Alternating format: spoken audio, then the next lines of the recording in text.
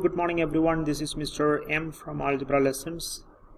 Today I'm here with some differentiation problems.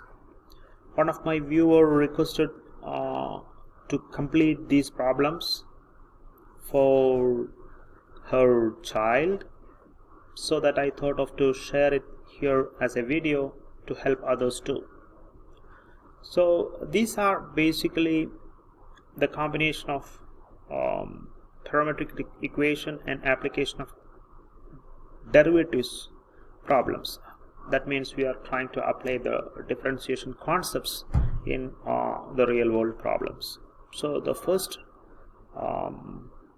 problem is basically pure differentiation, and it is just asking, okay, let me try. Okay, we need to find dy by dx. Okay, I'm trying to save the place because so dy by dx. Okay, so we know what is dy by dx for a parametric differentiation. Dy by dx is here, this is t is the parameter, so dy by dx is dy by dt over dt by dx by dt. Okay, so that is dy by dx is equal to dy by dt over dx by dt. Interesting. Okay, now for this case, here we had the combination of an inverse function with a parameter. So we have sine inverse of 2t by 1 plus t square and tan inverse of 2t by 1 minus t square.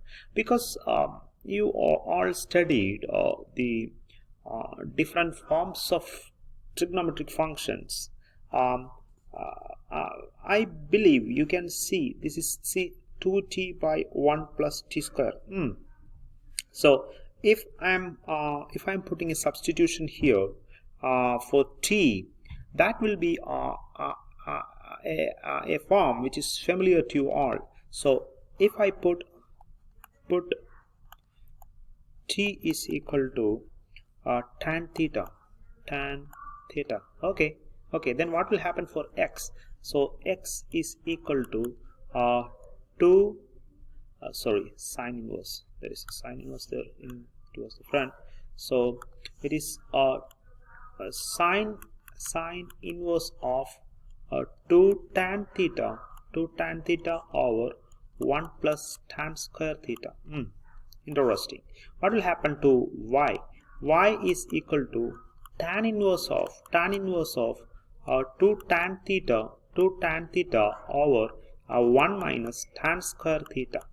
Okay, I believe from your previous lessons you know that what is this 2 tan theta by 1 plus tan square theta. 2 tan theta by 1 plus tan square theta is sine 2 theta in terms of tan theta. That is sine 2 theta.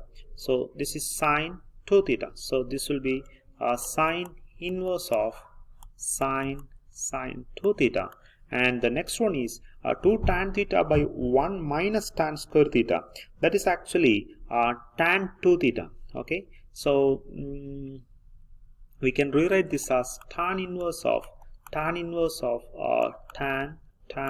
2 theta. Okay, what is sine inverse of sine 2 theta? That is 2 theta. What is tan inverse of tan 2 theta? That is also 2 theta. Okay, we are nearby the answer. Okay, let me try to change the color to celebrate my answer. So now I'm going to complete the problem here. So now I need a dy by dx. So dy over dx is equal to, here theta is the parameter now, so that is dy by d theta over dx by d theta. That is both are 2 theta, so 2 theta over 2 theta, that's equal to 1. So dy by d theta over dx by d theta, that's equal to 1. So this is your final answer. So very easy question. I hope the viewer can understand the steps that I followed. I am moving on to the second question that he or she provided to me. I believe this problem also very easy because of the previous one. Okay, so dy by dx and d square y by dx, that dx square. So we need to find the first derivative and the second derivative of the function x is equal to 3 cos t plus cos 3t and y is equal to 3 sin t minus sin 3t. Okay, so this is a straightforward question. So I am actually I need dy by dx. So we know that because this is a parametric equation. So dy by dx is equal to dy by dt over dx by dt. Okay, so first I have x. So x is equal to 3 cos t plus cos 3t. So straight away dx by dt is minus 3 sin t, because 3 cos t, 3 into derivative of cos t is minus sin t. So minus 3 sin t. Then next is cos 3t. Okay, derivative of cos is minus sin. So this is minus sin 3t, but this 3t is you need to consider as the function of function. So what is the derivative of 3t? That is 3. So you can conclude like this: minus 3 sin t minus 3 sin t times, sorry, minus 3 sin 3t. So this is, you can take minus 3 outside. So minus 3 times sin t minus sin 3t. Okay, at this point what you basically need to do is, this is minus 3 into, this is in the form of sin c minus sin d. Okay, is this minus? Let me check. Minus.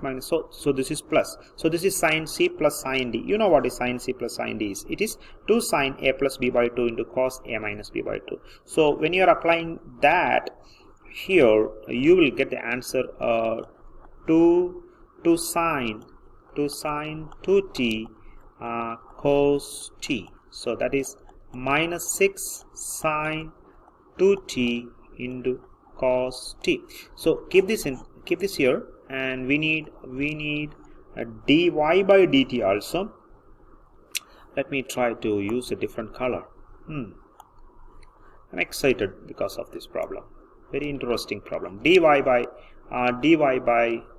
dt is equal to what is dy by d? So sorry, what is y? Y is 3 sin t minus sin 3t. Exactly the same procedure. So this is what is the derivative of sin t? It is cos t. So this is 3 cos t minus, what is derivative of sin t? It is cos t. So minus cos 3t times 3. You know why that 3 comes? So this is 3 cos t minus 3 cos 3t. So you can take 3 outside. So that is 3 into cos t minus cos 3t. Interesting. See, this is in the form of cos c minus cos t. So that is 3 into cos c minus cos t is 2 sin a plus b by 2 and sin a minus b by 2. So when you are applying that formula here, you will get 3 sin 2t times sin t. So this is actually dy by dt. And now we know what is dy by dx. So dy by dx is equal to dy by dt, that is 3 sin 2t into sin t over dx by dt. Dx by dt is minus 6 sin 2t into cos t. Interesting. You can cancel this stuff. Did I make a mistake? Because there is a 3 on the top and 6 on the denominator. Okay. Yeah, I made a mistake because this is 2 sine. Okay, this is 3 cos c minus cos d is what? 2 sine a plus b by 2 into sine a minus b by 2. So I missed a 2 here.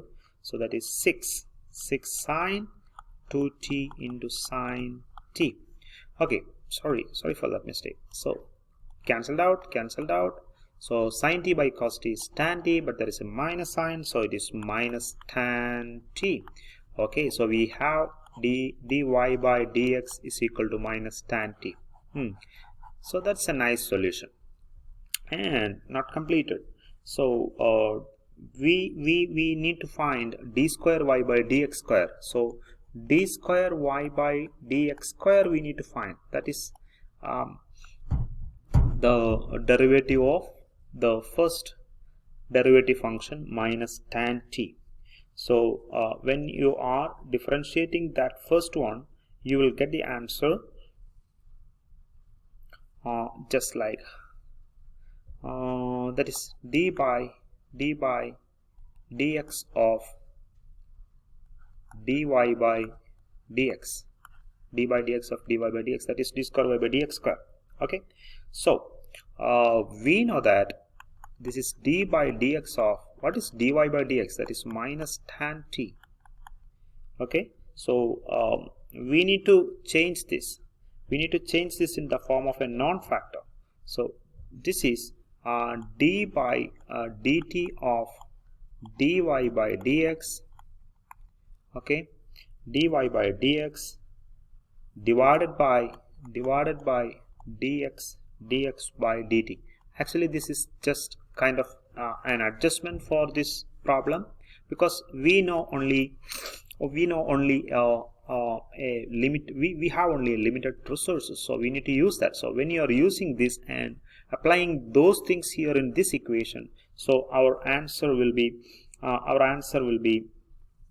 d by dt of, what is this? This is d by dt of minus tan t divided by, we know that this is dy by dx. Dy by dx is not dy by dx, it is dx by dt, dx by dt. So dx by dt is dx by dt somewhere here. It is minus 6 sine 2t cos t, minus 6 sine 2t into cos t. Okay, into cos t, and this is a division, and we know that derivative of tan theta is 6 square theta.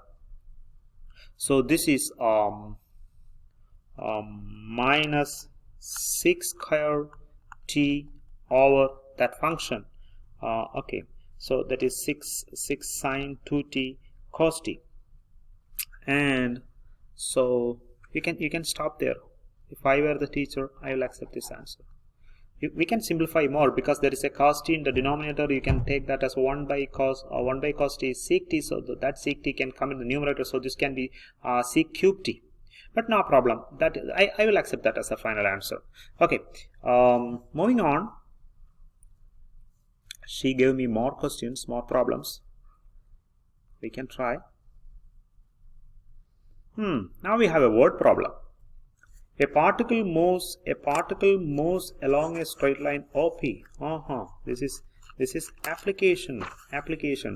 Okay, I always love application problems, because the students can get a conceptual understanding through these application problems. A particle moves along a straight line OP. OP. Suppose this is a straight line OP. Okay. This is a straight line. Okay, so that t seconds after passing O, it is s meters from O, where s is equal to, so the particle is here. Suppose the particle is here at this point S. T seconds after this particle is moving O, so the time is t seconds, where s is equal to, we have a definition for s for that point. It is 10 plus 27t minus t cube. We need to find the initial velocity. Initial velocity means velocity at t is equal to 0. Then velocity and acceleration. This is the perfect example derivative. So we can use the function s is equal to 10 minus 27t minus t cube. Interesting. So basically what we need to do, we need to find the velocity first, then from that point we can find what will be the initial velocity and the acceleration. So the velocity equation, if we have s, it is ds by dt. Okay, the first derivative of the function with respect to the given parameter is the velocity. Okay, so that is minus 27? Yeah, this is plus 27. So this is 27 minus 3t square. Okay, this is the velocity of the particle at time t. Okay, and actually we need, the first question is initial velocity. Okay, initial velocity means the velocity ds by dt at t equal to 0. Okay, implies this is 27 minus 3 times 0 square, that is 27. Yep, that is 27 meter per second. So this will be your solution. Don't forget to add your solution units in your final answer. And then it is asking velocity at the end of 3 seconds. We need to find the velocity at the end of 3 seconds and acceleration at the end of 3 seconds. So velocity at the end of 3 seconds is ds by dt at t is equal to 3. So in this equation, t is equal to 3 means 27 minus 3 times t square, that is 3 square, that is 3 square times 3 is 3 cube. So 27 minus 27, that is 0. So at this point, at t is equal to 3, when time t is 3 seconds, the velocity of the particle is 0. So it's not moving. Oh, okay, interesting. So now what is the acceleration? Acceleration is d square s by dt square. That means d by dt of ds by dt. Okay, that means the second derivative of the function. Second derivative of the function is d by dt of 27 minus 3t square. So my answer is minus 6t. So this is the acceleration at this point, time t, and d square s by dt square at time t is equal to 3 seconds. That is my question. So at time t is equal to 3, that is minus 6 times 3, that is minus 18. Minus 18, because this is acceleration, the unit is meter per second square. So this is kind of an easy application problem in this application of derivative section, and I hope I can do one more problem for you guys, because I remember when I teach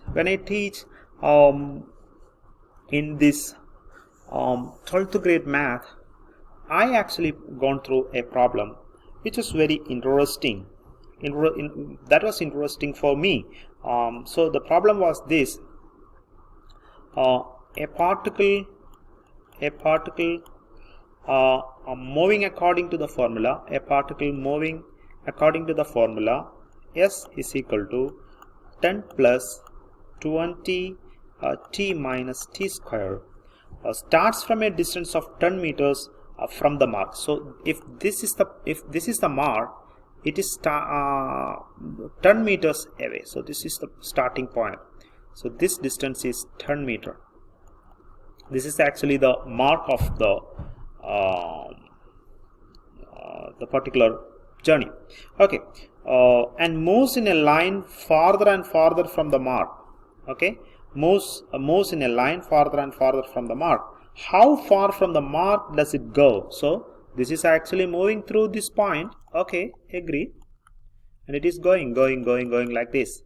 And question is, how far from the mark does it go? So that is kind of an analysis or application level of the problem. Okay, before it starts moving in the opposite direction. So it's actually kind of the application of acceleration and velocity. Okay, so that's a question that is kind of an interesting question I was gone through. So this is the question: a particle moving according to the formula. I'm just writing the important information. A particle is moving according to the formula S is equal to 10 plus 20t minus t square. Starts from a distance of 10 meters from the mark and moves in a line farther and farther from the mark. How far from the mark does it go before it starts moving in the opposite direction? Interesting question. How can we approach this problem? That is the first thing. Okay, we have the function S is equal to 10 plus 20t minus t square. Okay, that's great. Because we have the function, usually what we will do, we will find the derivative. Okay, ds by dt. Okay, that is 20 minus 2t. Okay, we have the derivative, that means the velocity we have, and now we can find the acceleration. Acceleration A is equal to d by dt of ds by dt. Okay, so that means the second derivative. So the derivative of 20 minus 2t, that is minus 2. So A is equal to minus 2, that is the acceleration. Okay, now we can go back to the question. The particle will start moving in the opposite direction when, so we need to think like that, when the particle can move in the opposite direction. Okay, this is 10 meters, and suppose the particle reaches here and start moving in the back direction. So how or when it can do that? So if the particle needs to move back, the velocity of that particle should be equal to 0, and it should have an acceleration. That means it should have a non-zero acceleration, non-zero number as the acceleration, but the velocity should be 0. Okay, so we can check what the velocity 0 means. Velocity is what? Velocity is v is 0 implies 20 minus 2t equal to 0. That is 2t equal to 20, t is equal to 10. Okay, so at t is equal to 10, that means if it's in seconds, it's t is equal to 10 seconds, it will start back to the original position. And when t is equal to 10, what is A? That is the question. Do we have a function to find A when t is equal to 10? No. But we already calculated acceleration as minus 2. So when t is equal to t is equal to 10 and A is equal to negative 2, acceleration is negative, that means deceleration, that is not equal to 0. Thus when t is equal to 10 seconds and v is equal to 0 and A not equal to 0, the particle starts moving in the opposite direction, correct? That means at t is equal to 10, the particle starts moving in the opposite direction. Then we can find the total distance covered by the particle. So we have the equation here, so we can calculate or we can apply this t there.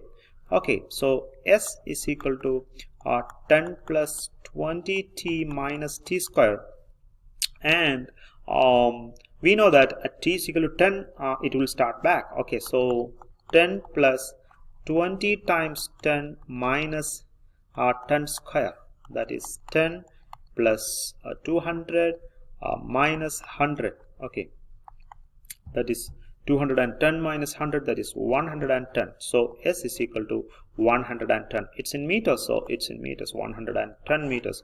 So that we can conclude this problem like this. So at the point it reached 110 meter from the mark, it will start moving back to the original position or moving in the opposite direction. So that's kind of a beautiful problem I gone through this year when I deal with this application of derivative problem.